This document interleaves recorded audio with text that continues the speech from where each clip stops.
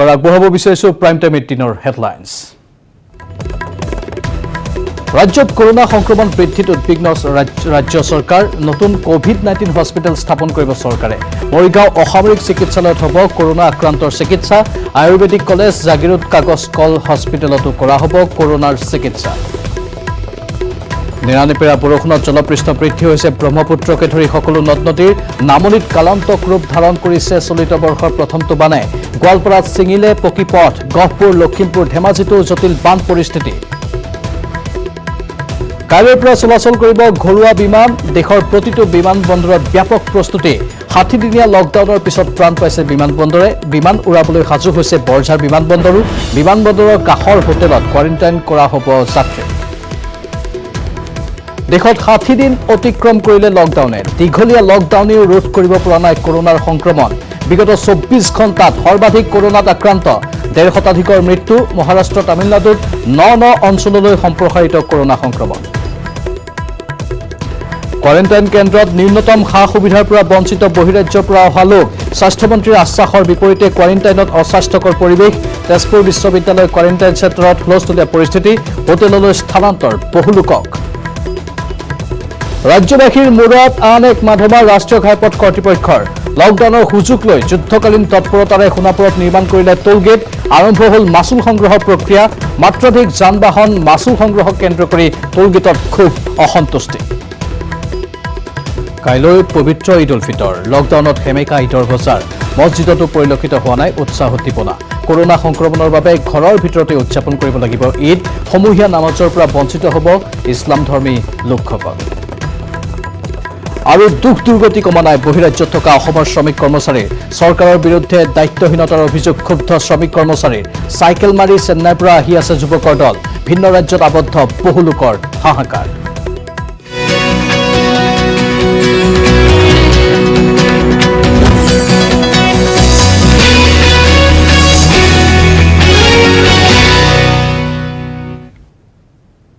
বিতং খবৰ। ৰাজ্যত পুনৰ নতুনকৈ 2জন কৰোনা আক্ৰান্ত চিনাক্ত হৈছে। সৰু-সজাই কোৱাৰেণ্টাইন কেন্দ্ৰত আছিল লোক 2জন। আক্ৰান্ত এজন নগাঁৱৰ, আনজন হোজাইৰ। 352 জনলৈ বৃদ্ধি পাইছে কৰোনা আক্ৰান্তৰ সংখ্যা। এই কথা মন্ত্ৰী হিমন্ত বিশ্ব শৰ্মাই জানিবলৈ দিছে। আৰু সংবাদ মেলৰ শেষতো তেওঁ আন কেইবাজনৰ কথা উল্লেখ কৰিছে। সেই তালিকাখন কিছু সময়ৰ পাছতেই সন্মুখলৈ আহিব। আমি আকৌ এবাৰ জনাইছোঁ, বৃদ্ধি পাই আছে কৰোনা আক্ৰান্তৰ সংখ্যা। ৰাজ্যত আকৌ কৰোনা আক্ৰান্তৰ সংখ্যা বৃদ্ধি পাইছে। কিছু সময় পূৰ্বে 2জন লোক নতুনকৈ আক্ৰান্ত হ'ল। আৰু শেহতীয়া খবৰ হ'ল যে 6 জনলৈ বৃদ্ধি পাইছে কৰোনা আক্ৰান্তৰ খবৰ। মুঠ 6 জনলৈ এতিয়ালৈকে বৃদ্ধি পাইছে কৰোনা আক্ৰান্তৰ খবৰ। 358 বা 359 এই সংখ্যাটোৱে চুবগৈ। কিছু সময়ৰ পাছতে আমি সেই তথ্যখিনি আপোনালোকক জনাবলৈ সক্ষম হ'ম।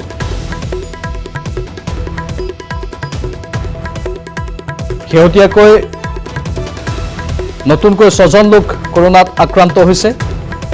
আৰু এতিয়া এই সংখ্যা 356 বা 358 ওচৰা-ওচৰি হ'ব। ইয়াৰে এজন আক্ৰান্ত নগাঁৱৰ, আনজন হোজাইৰ।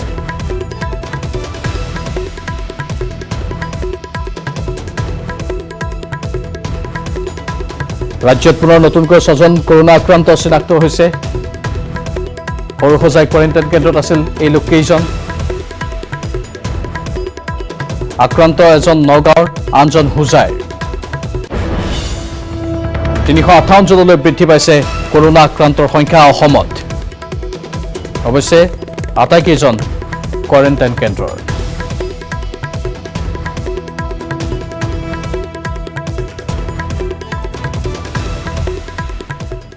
প্ৰাইম টাইম 18ত এইখিনিতে সময় হৈছে চমু বাণিজ্যিক বিৰতিৰ।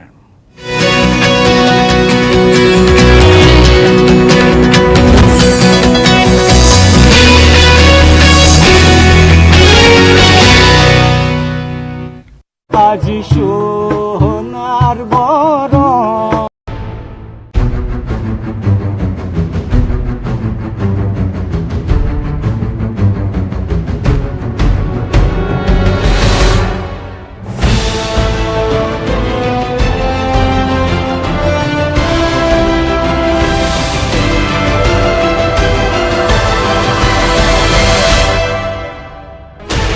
16 channels, 15 languages, 26 states, 1200 plus reporters, 66.9 crore viewers. India's largest news network, News 18 Network.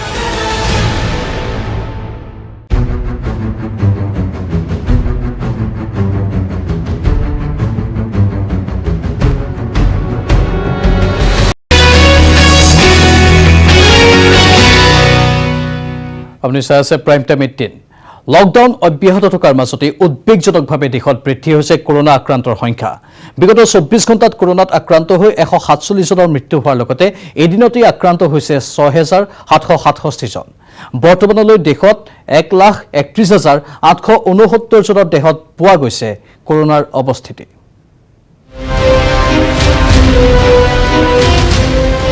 দেশত লকডাউনৰ 60 দিন নিয়ন্ত্ৰণ হোৱা নাই কোভিড-19ৰ সংক্ৰমণ 24 ঘণ্টাত সৰ্বাধিক আক্ৰান্ত 6767 জন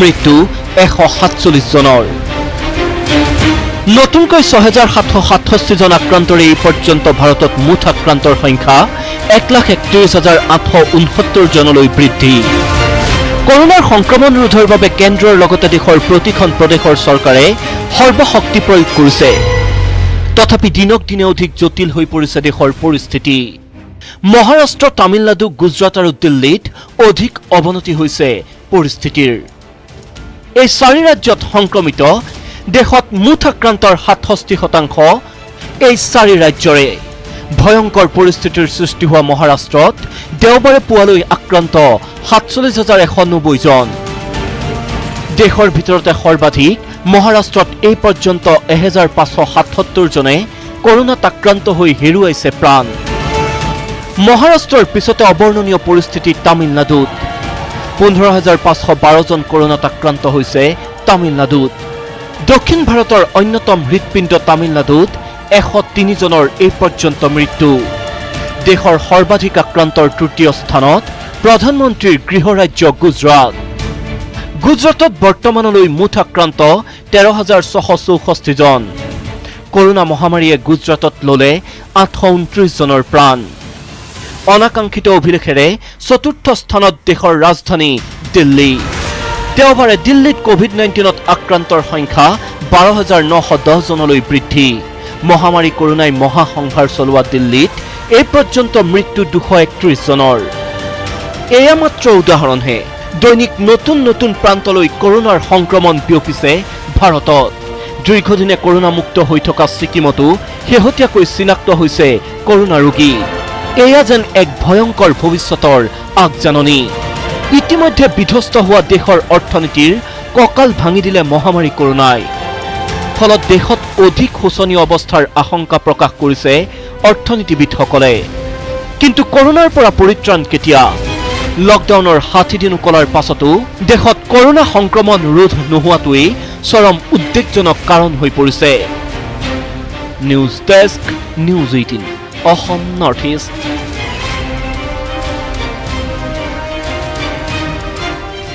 নেৰানেপেৰা বৰষুণত জলপৃষ্ঠ বৃদ্ধি হৈছে ব্ৰহ্মপুত্ৰকে ধৰি সকলো নদ নদীৰ নামনিত কালান্তক ৰূপ ধাৰণ কৰিছে চলিত বৰ্ষৰ প্ৰথমটো বানে গোৱালপাৰাত ছিঙিলে পকীপথ গহপুৰ লখিমপুৰ ধেমাজিতো জটিল হৈছে বান পৰিস্থিতি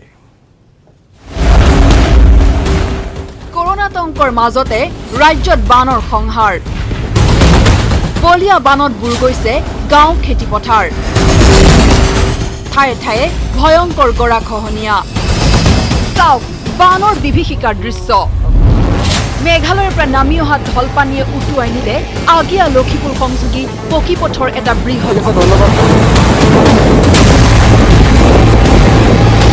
মেঘালয়ৰ পৰা হঠাৎ হুৰাহুৰে নামি অহা পানীয়ে পলকতে উটুৱাই নিয়ে পথছোৱাৰ এটা বৃহৎ অংশ যাৰ ফলত এতিয়া লখিমপুৰকে ধৰি বৃহৎ কেইবাটাও অঞ্চলৰ ৰাইজৰ যোগাযোগ সম্পূৰ্ণৰূপে বিচ্ছিন্ন হৈ পৰিছে গোৱালপাৰাৰ মাটিয়াতো ধাৰাসাৰ বৰষুণৰ বাবে পানীত ডুব গ'ল বাটপথ ব্যৱসায়িক প্ৰতিষ্ঠান পকীপথৰ মাজতে সৃষ্টি হৈছে একাঠু পানীৰ নেৰানেপেৰা বৰষুণৰ ফলত ফেনে ফুটুকাৰে বাঢ়িছে গহপুৰৰ পাহাৰীয়া খৰস্ৰোতা চট্ৰং নৈ নদীখনৰ মথাউৰিত হৈছে ভয়ংকৰ গৰাখহনীয়া জলসম্পদ বিভাগে বস্তাত মাটি ভৰাই নৈৰ গৰা ৰক্ষা কৰিবলৈ চেষ্টা কৰিছে যদিও নৈৰ পাৰত বাস কৰা লোকসকলে মাটি ভেটি হেৰুৱাৰ ভয়ত শংকিত হৈ পৰিছে। লখিমপুৰত আৰম্ভ সোৱণশিৰি নদীৰ ভয়ংকৰ খহনীয়া।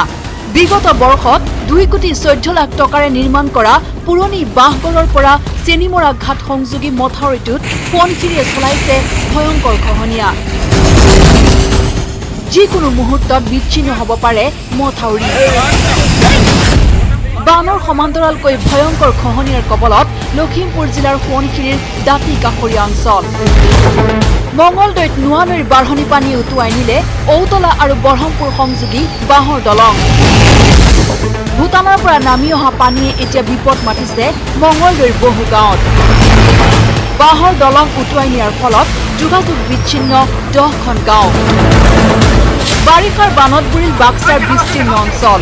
উফন্দি উঠিছে মটঙা পুঠিমাৰী বাল্টি পাগলাদিয়া নৈৰ জলস্তৰ।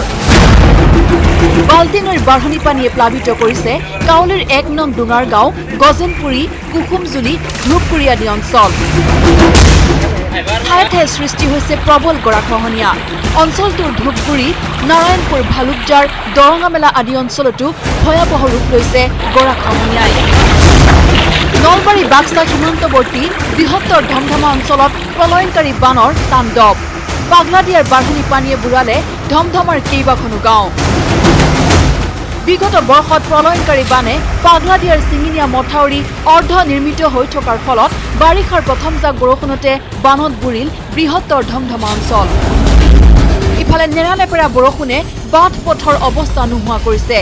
গহপুৰৰ গ্ৰাম্য পথসমূহৰ দুৰৱস্থাই এতিয়া ৰাইজক যাতায়াতৰ ক্ষেত্ৰত জলাকলা খুৱাইছে। গহপুৰৰ বিভিন্ন পঞ্চায়তৰ অন্তৰ্গত পথসমূহ বৰষুণৰ ফলত বোকাময় হৈ পৰিছে। গহপুৰৰ মাগনিৰ পৰা পাকেন সংযোগী পথটোৰ নিৰ্মাণ কাৰ্য সম্পূৰ্ণ নোহোৱাৰ ফলত ৰাইজে জমৰ যাতনা ভুগিব লগা হৈছে। কৃত্ৰিম বানত বুৰিল ধুবুৰী চহৰ। ধাৰাসাৰ বৰষুণৰ ফলত জলমগ্ন ধুবুৰীৰ বাট পথ। কৃত্ৰিম বানৰ কবলত পৰি ৰাইজৰ হাহাকাৰ। বৰষুণ অব্যাহত থাকিলে ৰাজ্যৰ সামগ্ৰিক বান পৰিস্থিতি অধিক জটিল হোৱাৰ আশংকা আছে।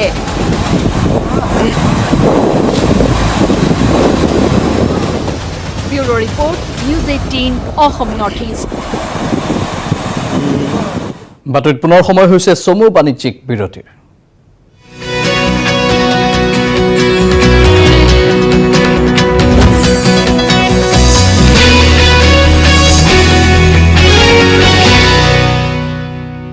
আজি সোনার বরণ 1200 plus reporters, 66.9 crore viewers.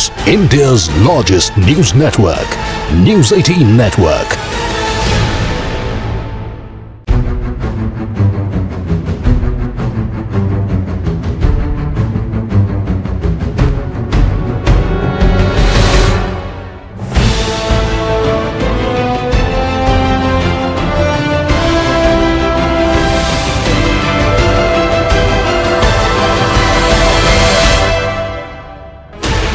Sixteen channels, 15 languages, 26 states, 1200 plus reporters, 66.9 crore viewers. India's largest news network, News 18 Network.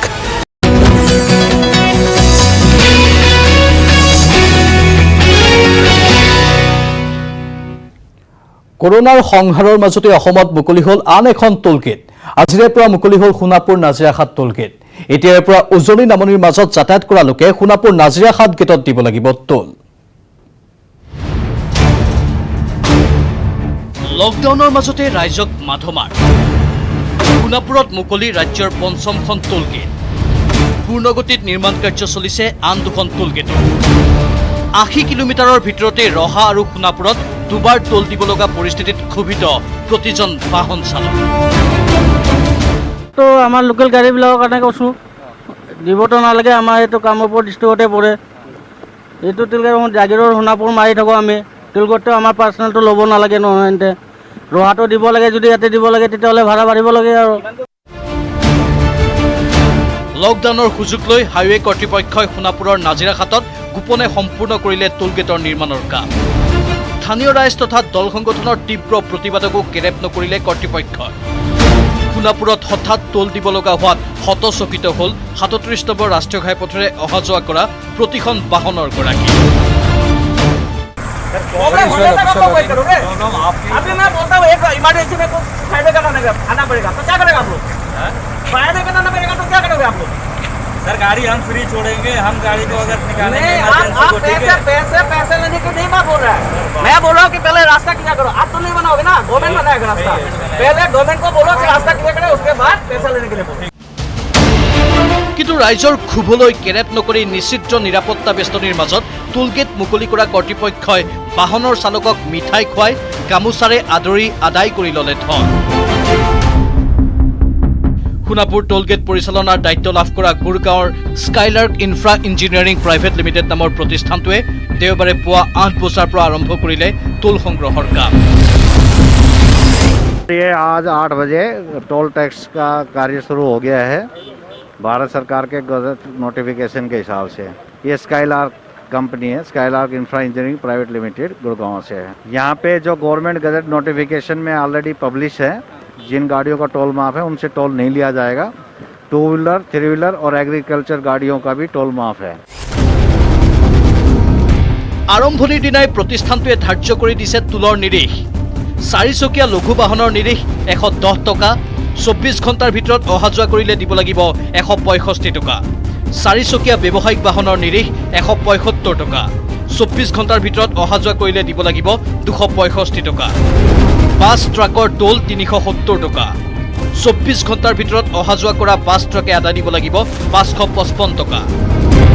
3XL যুক্ত বাহনৰ টোল 405 টকা, 24 ঘণ্টাৰ ভিতৰত অহা যোৱা কৰিলে 3XL যুক্ত বাহনৰ টোল হ'ব 605 টকা। নিৰ্মাণ সামগ্ৰী কঢ়িওৱা গধুৰ যান বাহনৰ নিৰিখ 580 টকা, 24 ঘণ্টাৰ ভিতৰত অহা যোৱা কৰিলে গধুৰ যান বাহনে ভৰিব লাগিব 870 টকা। বৃহৎ আকাৰৰ যান বাহনৰ প্ৰৱেশ কৰ 705 টকা, 24 ঘণ্টাৰ ভিতৰত অহা যোৱা কৰিলে বৃহৎ আকাৰৰ যান বাহনে আদায় দিব লাগিব 1060 টকা। অৱশ্যে 2 চকীয়া 3 চকীয়া আৰু কৃষিজাত সামগ্ৰী কঢ়িওৱা যান বাহনে দিব নালাগে কোনো টোল। টোল প্লাজাৰ 20 কিলোমিটাৰ ব্যাসাৰ্ধৰ স্থানীয় লোকৰ 4 চকীয়া বাহনৰ ক্ষেত্ৰতো আছে বিশেষ ৰেহাই। এনে ব্যক্তিগত বাহনৰ গৰাকীয়ে মাহেকীয়া হিচাপত ভৰিব লাগিব 270 টকা। গুৱাহাটীৰ পৰা নগাঁৱলৈ যোৱা প্ৰতিখন বাহনৰ গৰাকীয়ে এতিয়াৰে পৰা 80 কিলোমিটাৰৰ ভিতৰত সোণাপুৰৰ নাজিৰাহাট আৰু ৰহাত দুবাৰকৈ ভৰিব লাগিব টোল। ৰহা আৰু সোণাপুৰকে ধৰি ৰাজ্যত এতিয়া সক্ৰিয় হৈ আছে 5খন টোলগেট। লকডাউনৰ সুযোগ লৈ দিনে নিশাই কাম চলাই সোণাপুৰ টোলগেট মুকলি কৰি ধন সংগ্ৰহ কৰা কাৰ্যক ধিক্কাৰ দিছে স্থানীয় লোকে। যোৰাবাটৰ পৰা Mousam Baishya, news 18 Assam north east.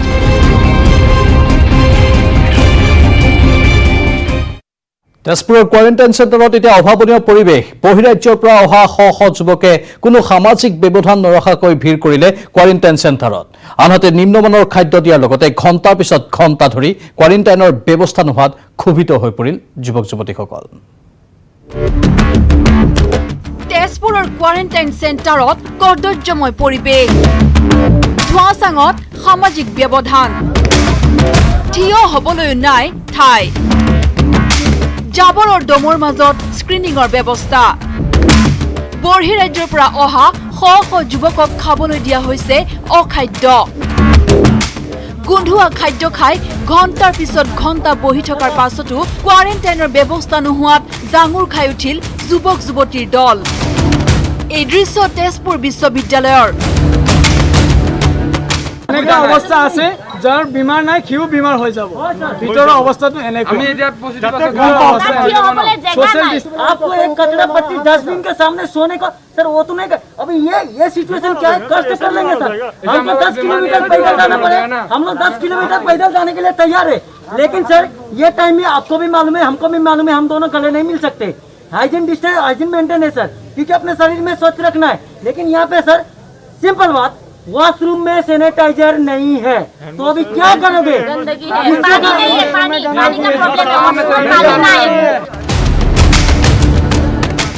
বিশ্ববিদ্যালয়খনৰ চৌহদতে স্থাপন কৰা হৈছে জোনেল কোৱাৰেণ্টাইন চেণ্টাৰ। শনিবাৰে নিশা বৰ্হিৰাজ্যৰ পৰা অহা শতাধিক যুৱক যুৱতীক এই কোৱাৰেণ্টাইন চেণ্টাৰলৈকে লৈ আনিছিল প্ৰশাসনে। কিন্তু বাছেৰে আহি কোৱাৰেণ্টাইন চেণ্টাৰত উপস্থিত হোৱা মাত্ৰকে জাঙুৰ খাই উঠিল সকলো।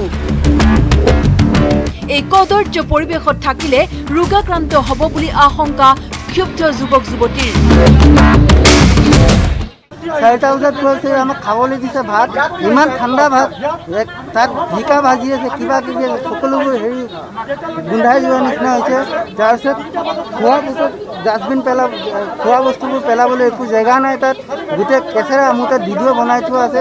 তাৰপিছত আমাক য'ত লৈ গৈছে 7টা বজাত আমাক হেৰি কৰা হৈছে, এটা নাম লিখিছে, হেৰি কৰি পেলাই কৰিছে। তাৰপিছতে আমাক বহিব লৈ গৈছে, ইমান পানী। বৰ্হিৰাজ্যৰ পৰা অহা যুৱক যুৱতীৰ উগ্ৰ মূৰ্তি দেখি বিশ্ববিদ্যালয় কৰ্তৃপক্ষই বন্ধ কৰি দিলে মূল দুৱাৰ। তাৰ পিছতো পৰিস্থিতি নিয়ন্ত্ৰণ নোহোৱাত ঘটনাস্থলীত উপস্থিত হ'ল আৰক্ষী।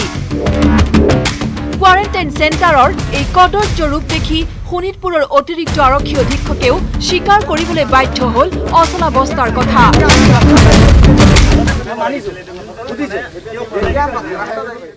ইয়াতে যিসকল কোৱাৰেণ্টাইন চেণ্টাৰত যিসকল লোক আছে তেওঁলোকৰ কিছু অভাৱ অভিযোগ আছে, তাৰ একাংশ লোকৰ।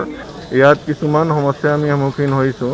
যেতিয়া আমাৰ পজিটিভ কেছবিলাক ওলাইছে তেতিয়া আমাৰ ৱৰ্কাৰকেইটা যিখিনি চাফাই কৰ্মী বা আমাৰ ফুড ছাপ্লায়াৰবিলাক তেওঁলোকৰ ষ্টাফখিনি অকণমান ভয় খাই তেওঁলোকৰ ডিউটিত নাথাকি পলাই গ'ল। গতিকে আমি কিছুদিন ধৰি আমি ষ্টাফবোৰকো ৰিকুৱেষ্ট কৰি আনিছোঁ।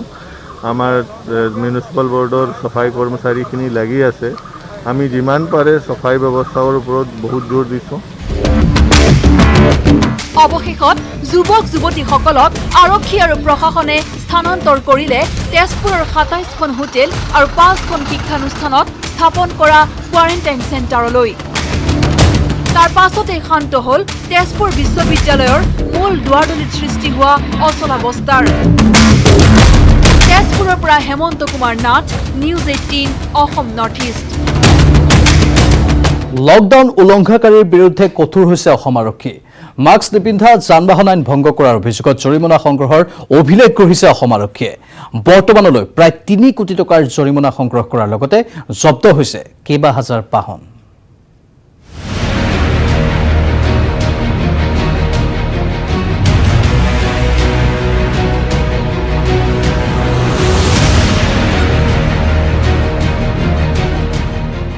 লকডাউন আৰম্ভ হোৱাৰ পিছৰে পৰা আইন অমান্য কৰা লোকসকলৰ ক্ষেত্ৰত কঠোৰ হৈছে অসম আৰক্ষী।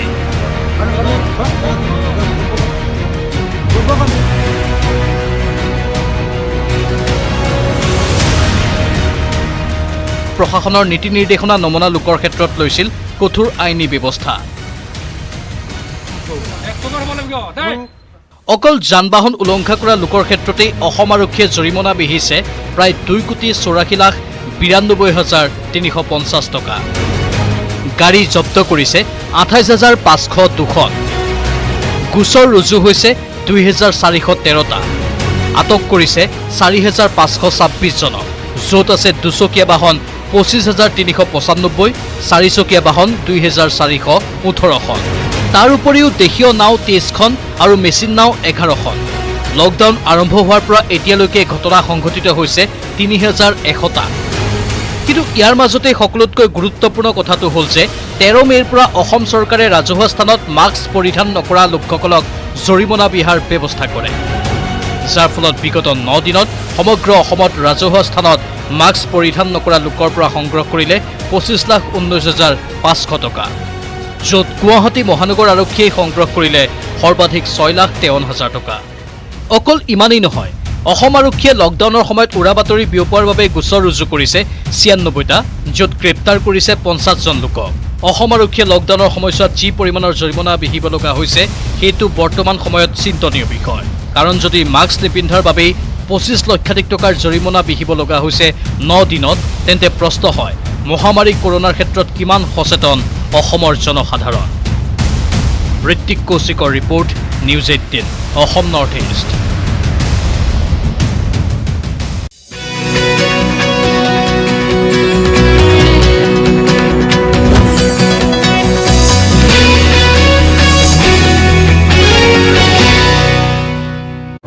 সোনাৰ বৰণ ওৰে পাখি মুহূৰ্তত নৰমনীষৰ মুখত সোণাৰ বৰণ পাখি